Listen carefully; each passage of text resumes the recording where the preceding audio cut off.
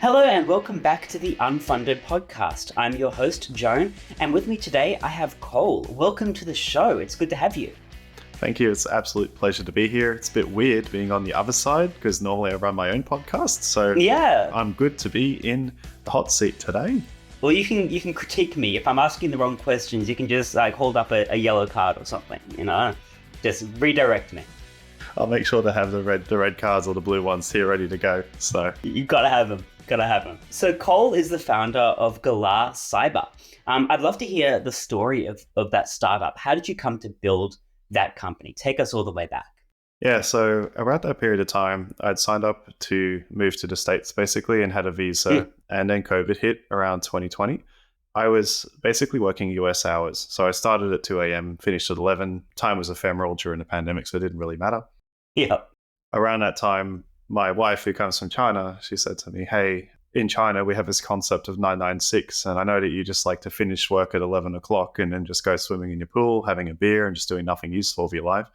Why don't you consider starting a business? And I was like, all right, how hard can that be? So then I just started ringing up a bunch of my friends and saying, hello, do you need software security? And eventually a few of them said yes. And the first year was very much me just kind of figuring out, this business thing, I can probably actually turn it into something, because I had no idea or concept about how to even run a business. Second year is very tough, but I think that's what happens when most people go from being an independent contractor to scaling out a company. But the third year, and now coming into my fourth year, it's really exciting to see what the future is, and I feel like I've definitely figured it out. But I guess we'll say that in the fifth year, we come back and it's just I didn't figure it out. So what made you decide to go down purely the bootstrap route, not trying to seek that external funding for the safety net, that kind of thing? It was challenging to raise funding, but also at the same time, I just didn't understand that entire segment at all. I'd worked with companies that had raised capital and then done that whole thing. And for me, I wanted to basically move to the States. I wanted to go find a partner and settle down a bit, and then in the future potentially look at raising capital and building a business. But it wasn't really high on my priority list. So I started out bootstrapped and just figured, this is just how people start businesses, and didn't really have too much of an awareness of the VC ecosystem until a few years in, when people started knocking and asking if they could invest in my company.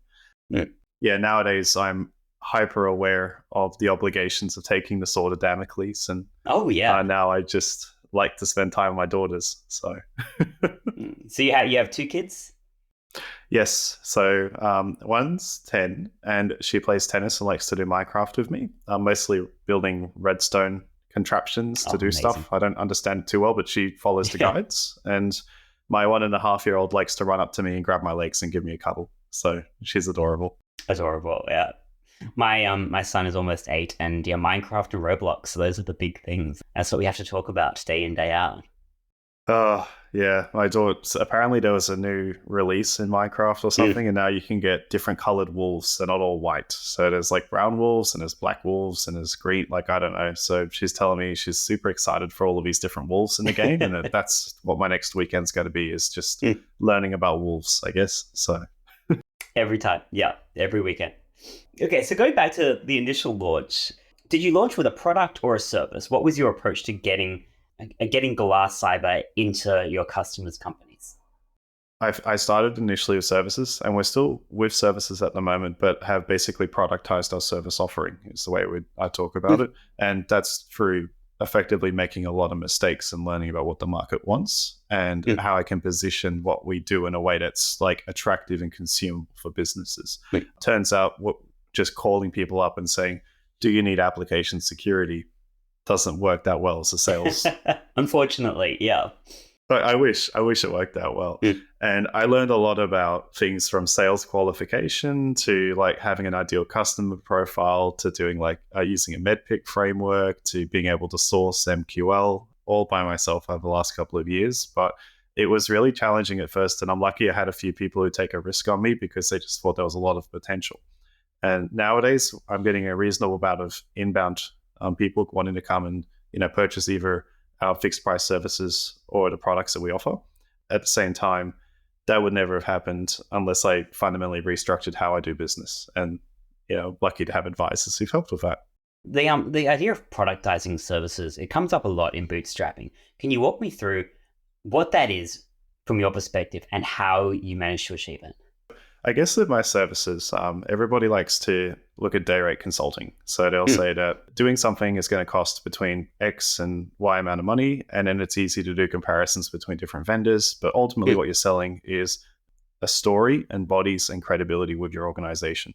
And the real big issue with doing that is you're limited by time. There's never any way to actually say, cool, what we've been able to achieve over 3 weeks, we're only able to charge for 3 weeks, even though the value provided was significantly higher, right? So the idea behind productizing is to disconnect the conversation between the two. Is we provide a value, some kind of product that people purchase, and services will deliver that. But ultimately, that's disconnected from whether it's done with takes 2 days, takes 2 weeks, 2 months. And so customers are happy with the outcome, but it means that you can actually scale up what you're doing because there's either significantly higher profit margins if you have good processes in place. But if you don't, then you have to figure out how to make that because they thin out very quickly. I feel like time materials is for people who are lazy at quoting. So Yeah, no, I get that. Is there a risk to, when you're productizing a service, is there a risk to, I guess, getting math wrong, losing money on that service because you've turned it into a neat package? How do you guard against that? Yep. So it's about understanding exactly what customers want and knowing what you can do to make sure that you don't get into those situations. So a lot of the activities that we provide are pretty much mostly in the fixed price bucket because we know what the expected price point for the market's going to be. And we also know we turned it into like a managed offering, for example, where we can scale up and down based on our resources and capacity and what the customer needs. But I noted a lot of companies who are in services, they still basically run as a time and materials shop behind the scenes and still think of themselves as we have free FTE dedicated to this account instead of saying we're going to be focusing on customer outcomes and having a strategy aligned to getting more of these subscription services or like fixed price buckets happening. It's challenging if you don't have industry experience. You don't know what you're trying to sell or how long things can generally take and what the risks associated with delivery for them are. And that chalks it up to XP. I've been doing software security for over 10 years. And so for me, I know how long a pen test is going to take. I know how long it's going to take to do a code review. I know how like training's easy. It's always going to take a fixed amount of time. But then it comes back to how do I go ahead and make sure that what I do is compelling and competitive and difficult to do comparisons between other vendors because we're providing a conversation around the value we provide over the amount of time it takes.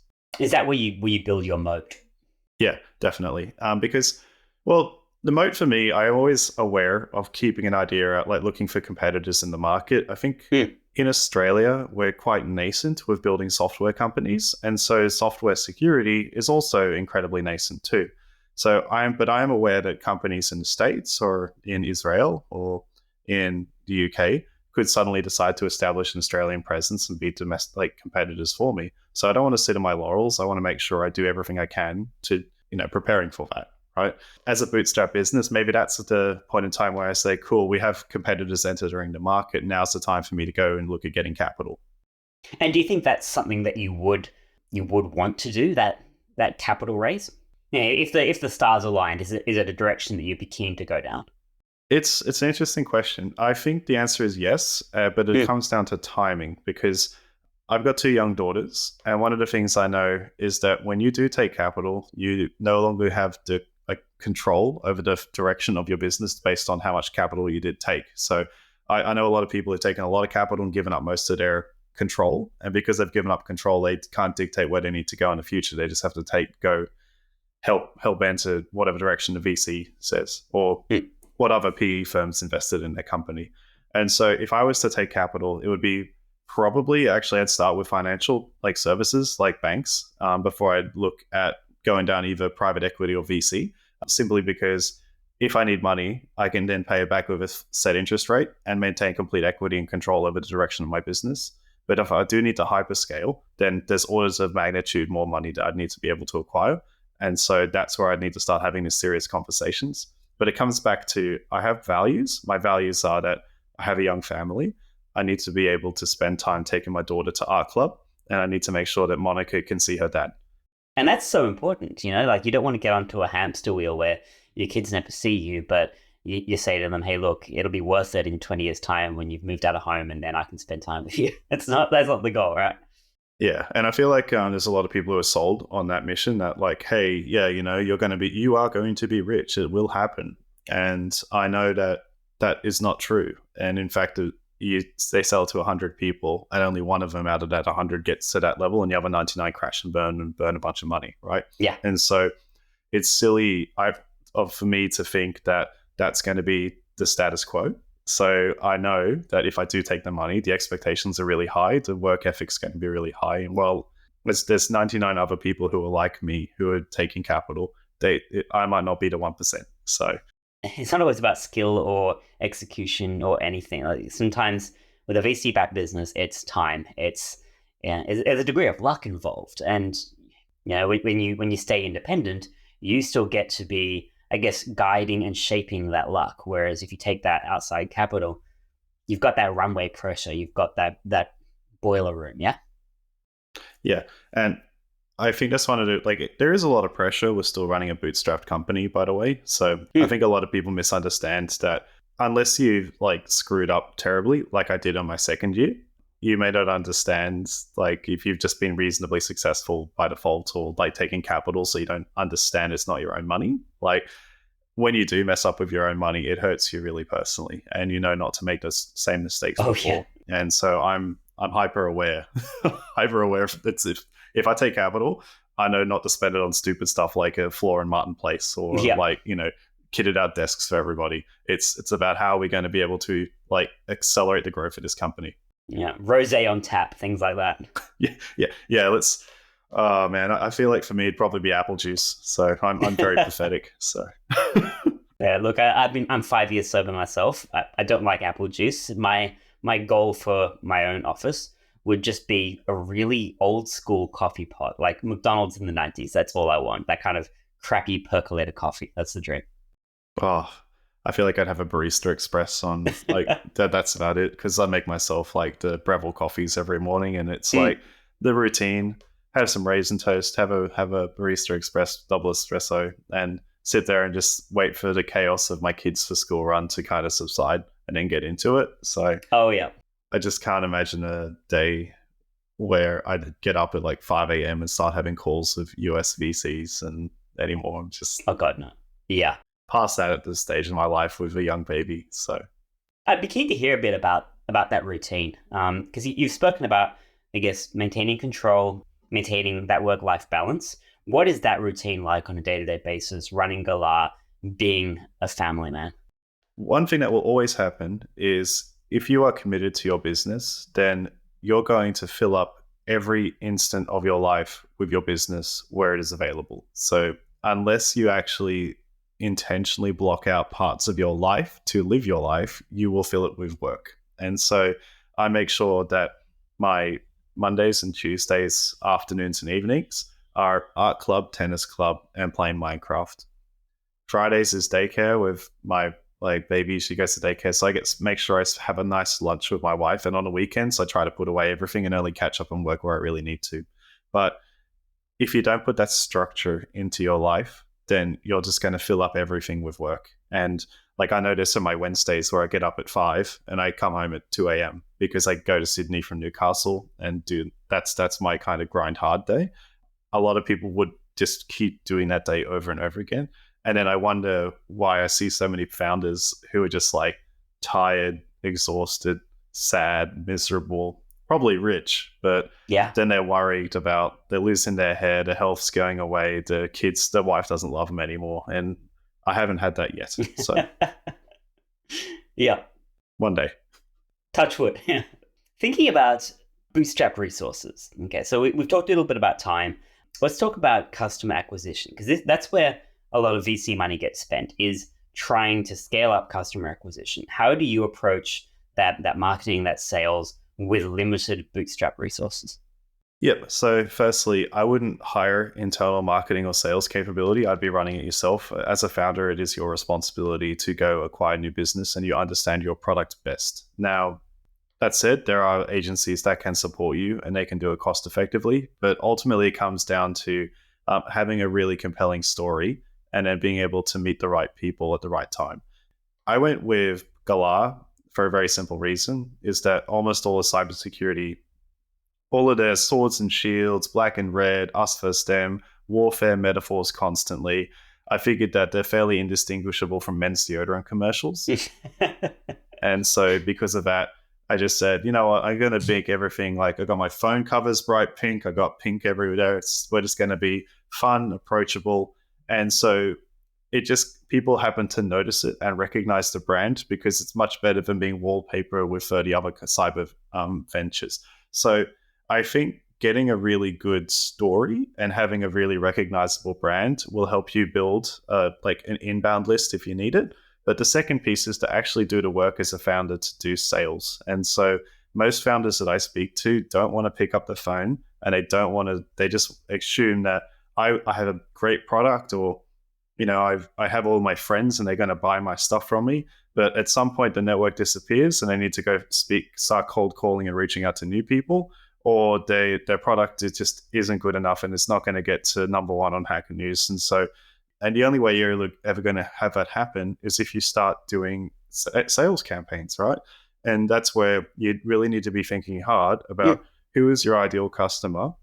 For my business, we have two ideal customers. It's either large enterprises or it's like mid-sized scaling up businesses. And we sell different to each of those types of customers. But it took me 3 bloody years to figure that out, right? So what I should have been doing is taking advice and doing research and understanding why different customers are buying from me, so I could sort out and work out which ones are likely to transact and why I'd need to transact to those ones and which ones never transact with me whatsoever, right? You got to do the same. But ultimately, it goes down to what I fundamentally believe is that if you start a business and you don't want to do sales, then you need to either find someone who is a great salesperson, or you need to learn the skill set yourself. Where do you think you picked up that sales skill set? Did you learn it sort of on the job at Galah, or was it something you had learned previously to starting this business? So before Galah, I've pretty much always been a career IT and cybersecurity professional. I feel that I have a few things that are really going for me, is that my personality is just quite naturally suited to sales, where I'm open, I don't lie about stuff really. I'm pretty relaxed and don't have to worry if I get rejected about things. And I also don't have the pressure. Now, I think that's a big piece about sales. If you have like a quarterly target that you need to reach, then you're going to start compromising on your values or compromising on what you need to do, or starting to lie to customers about things that you can deliver. And I think that's where the profession gets a bit of a, stain. But ultimately, I like to think of it as a partnership, right? If you have some skill set or something that the other person needs, and they really need it, then you just got to figure out what that looks like to come together and then work from there. And so, like, I hate the whole anathema about salespeople suck. I hate sales. Sales is terrible. That's what business is built on. Yeah.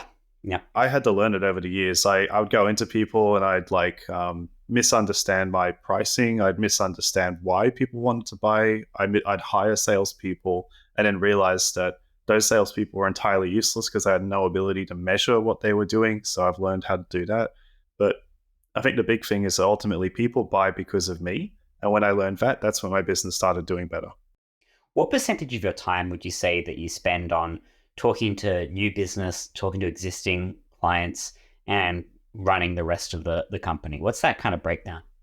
I'm going to say I'm trying to do new clients like 1 or 2 days a week, and existing clients 1 or 2, and running the business 1. And what I'm finding is that running the business has turned into free. So I'm actively looking to be hiring an operations manager, so I'm not just grinding 7 days a week, because I need someone to be doing all the things like building commercial contracts, hiring and firing people, to sending out invoices, doing the taxation, accounting stuff, almost all back of house. That's like not the most interesting thing for me to be doing personally, and is like that you do as a bootstrap founder, because you don't have the money to be able to hire someone to do that kind of stuff yet, right? I'm in a situation where I can, and that allows me to scale out what I'm really good at, which is selling and marketing. Because like delivery, I'm fine at, but I'm at this point where people want me as a person to come and oversee something, and they trust in my brand. it's not so much that they want me to go do a penetration test or a code review personally. So I really want to be getting away from doing as much operations and delivery work as possible, and then focusing more on sales and marketing to grind out, like make my company scale faster. So At what point do you think you would hire somebody to take over sales and marketing? Like, what's the point where a founder should step back from that? that's a good question. I think for my business, my long-term plan is to really focus very heavily on my personal brand. And so it's not for a long time. And I think that I have an extremely compelling value proposition. I close really well and I market myself extremely well to people. And so I don't think it's going to be happening within the next couple of years. That said, there is sales enablement and marketing enablement, which you absolutely do need to be hiring. And that could be something like, yeah, I'm not going to go and do 100 outbound cold calls per week with 20 discussions turning into 4 meetings. I can get someone else to send me the 4 meetings, and that's where I close, and people, okay with that. So I feel like getting those SDR, BDR resources is important to grow your business. But as the founder, ultimately, you should have the direct relationship with the customers. As for marketing activities, some activities are going to be a lot more bang for buck than other ones. And so if you're writing blog content, or you're going out and doing public speaking, or you're doing a podcast like we both do, that kind of stuff resonates and people buy into your story, and that you can really set yourself apart from your peers who are using AI generated shit constantly. Yeah, it's everywhere. I swear, if I see another in today's ever-changing cybersecurity landscape, we need to be prepared for the adverse, Oh my God. literally the same thing of every single marketing copy I've ever seen. Just upsets me. But it's easy to separate yourself if you write clear and sensible prose. And so I would say that a founder should still have their handles on like how they market, but a lot of the things like preparing social media tiles, or just sending out like ghostwritten copy or email letters and stuff like that, you probably don't need to be as involved in any of that as well. So I'd say look at engaging someone who's a B2B marketing specialist, or if you are direct to consumer, B2C. But you should get out of that if it's not about relating to your own thought leadership. So can I ask, how are you thinking about things like artificial intelligence? Is this something that you are concerned about in your field? I feel like it's going to touch on some aspects of cybersecurity sooner or later. Yeah. Yeah. So the question was, how is AI going to affect cybersecurity? Is that right? Yeah. How are you thinking about AI for your customers, for you? Is it a threat? Is it an opportunity? Does it keep you up at night? No, I'm actually very comfortable with artificial intelligence. I think that if people don't spend the time to learn something, then that's where the fear comes from. But I understand its strengths and limitations. And I think that there are some aspects in my business I'd absolutely be leveraging AI for, like the idea of recording conversations with people and then having clear summaries and agendas about it. That sounds great to me, because people are really notoriously bad at note-taking. The same with doing software development and submitting a pull request. Let it summarize what is happening in there. What I don't want AI to be involved in whatsoever is anything to do with customer communication. So if I'm marketing, because everyone else is using AI to market, then it means that by not using AI, I'm actually separating myself as a valuable company that cares about quality, attention to detail, and having fundamentally unique insight. And if you're using AI, it's going to produce shallow, fluffy, crappy language that I would expect out of a year 7, like university or high school assignment, right? That's fine. It's because sometimes you need that. But for the people I'm trying to cut through to, I want them to have a conversation with me, not because I provide a service, but because I provide value to their business. And so I'm hyper aware about always telling people, don't use artificial intelligence if you're writing a report or giving suggestions or doing anything with any customer. That's never going to happen right now. I know that a lot of other consultancy firms are using it to get leverage, but I'm instead using it to improve our reputation, right? Yeah.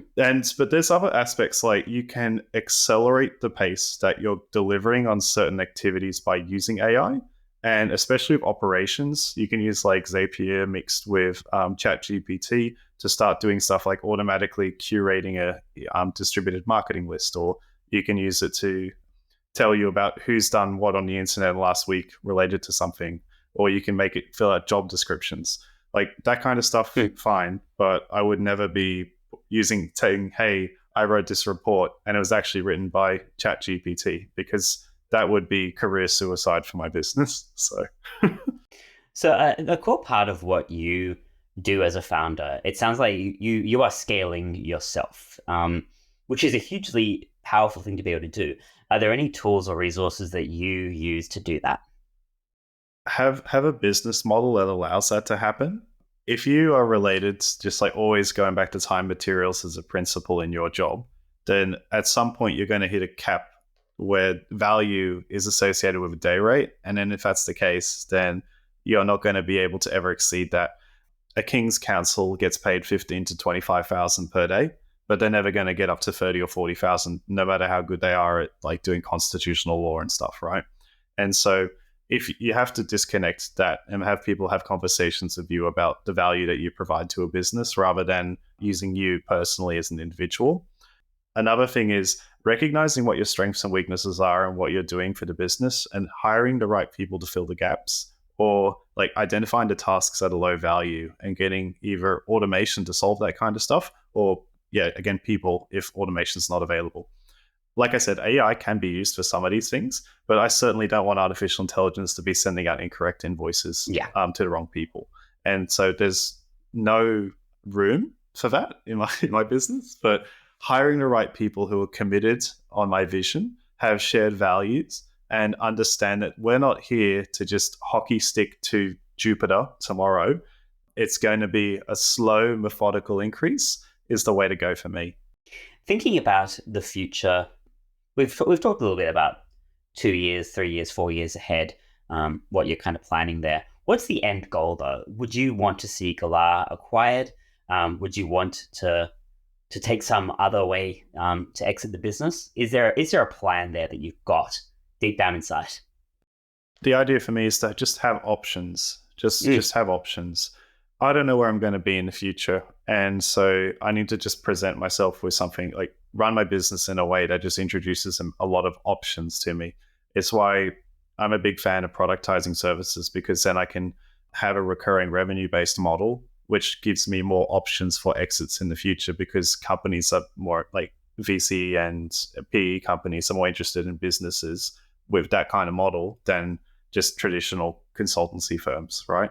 But ultimately, if I'm closing doors and just I only have a few pathways to exit, then I've fundamentally failed. So I'm very cautious about, how I present myself, who I speak with, looking after people. You don't know where they're going to be. But it comes back to just having some idea about what I really want to be doing in the future. Number one is that I'd love my daughters to just be able to travel and experience the world reasonably well, and my wife as well. I guess I do that through my business, but we need to have spare cash flow to be able to do that. Number two, it'd be nice to have a house at Merriweather. It's not too expensive, but would be good to live in proper Newcastle instead of out in the sticks. So I guess that's the financial reward to look forward to. But I guess number three for me is also, if I was to exit Galah, I reckon I'd get pretty bored super quickly. So I'd probably look at raising capital. And so I want to make sure I have access to the right networks and having a global presence available, so that if I do need to go raise capital, it's on my own terms and not on the VC's terms. So it's funny to think about, isn't it? Like we're both parents. Back in the day, like 50, 60 years ago, the plan for a business that we run would be, I'm going to bring my kids up in the business and they're going to take it over one day. But it just doesn't work like that anymore, does it? Nah, like so Suni always says to me, hey, look, it's cool. I like computers. I'm happy to go learn about cybersecurity.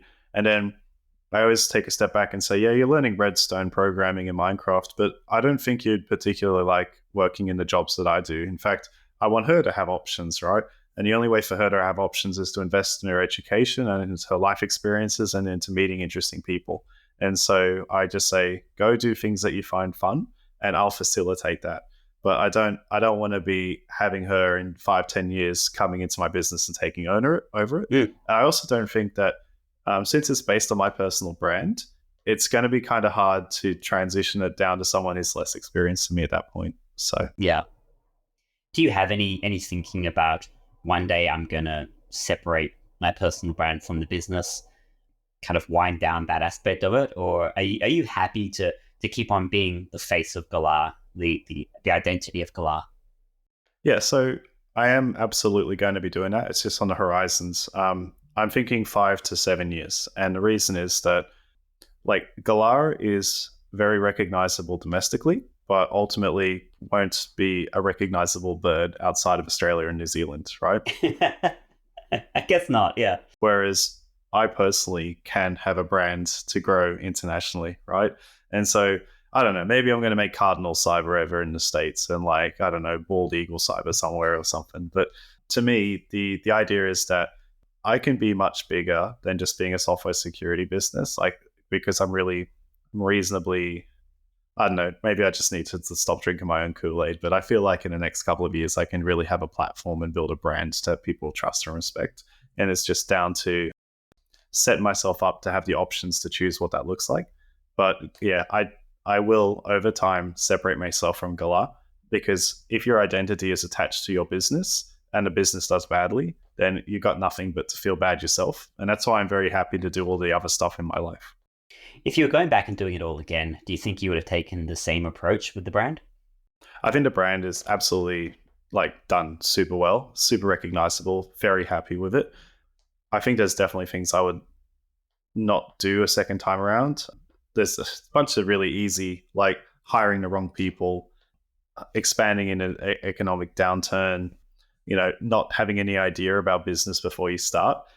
But I think it's very hard to go and get an MBA and then go start a business and then it's all good. I actually reckon it's far easier to start a business, fail miserably at running a business, and learn from your failure than to go be academic. So I wouldn't change anything really about how I run stuff. But I'd say that the sticking point that I'm really happy with is just how much the brand resonates with people, because cybersecurity is a very scary topic. And then having just a cute little bird as someone you can talk to, turns out that resonates pretty well.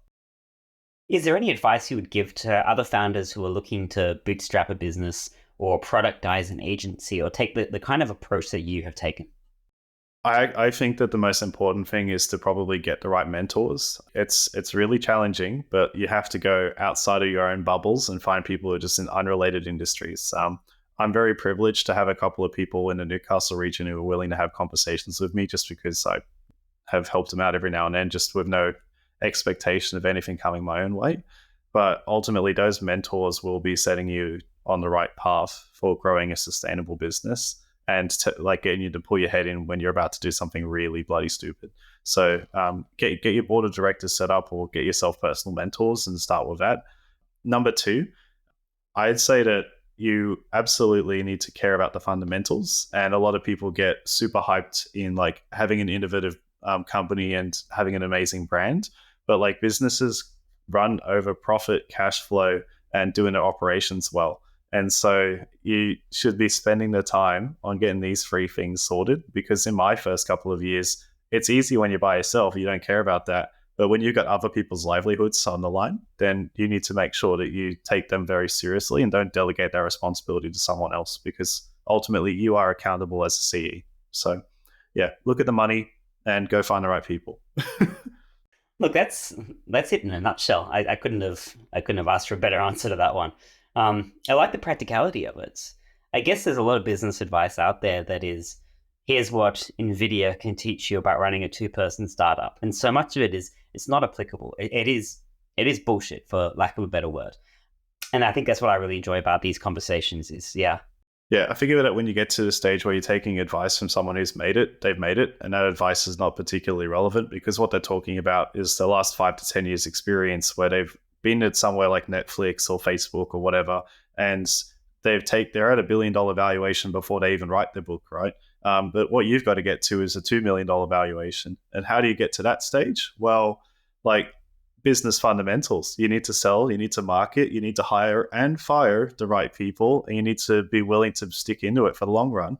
And a lot of people they shy away from these conversations because it's not sexy. Everyone wants to talk about how, hey, I raised 100 billion in capital, therefore I'm the best person ever. And no one wants to talk about, oh, last night I spent like 6 hours filling in timesheets for XYZ enterprise company because those timesheets are what helps me have cash flow for the next 2 to 3 months, right?